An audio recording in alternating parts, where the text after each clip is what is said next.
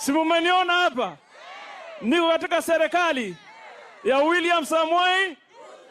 Mimi nataka nimwambie Mheshimiwa Rais ametupatia amri. Mimi nimekuja hapa, nimeangalia mradi wa ufugaji wa samaki. Ameniambia baada ya miezi miwili nataka aje aone umekamilika. Mimi nimeuliza Anne Waiguru, tafadhali tafutia mimi nyumba ndogo, bibi mdogo na hamia hapa. Tumeelewana hiyo? Na hamia hapa nihakikishe mradi wa samaki umefanya nini? Ndio vijana wapate nini? Ajira. Si namna hiyo? Karibu Mheshimiwa Rais. Nimesikia Mheshimiwa Joho akisema apewe nafasi apate boma. Mimi ndiye mzee wa boma hapa. Nitakusaidia pamoja na Mheshimiwa Rais. Juu tunakupenda sana wewe. Sasa wewe unataka kuniweka kwa shida. Unajua Joho ni Muislamu. Anakubaliwa kupata bibi wawili.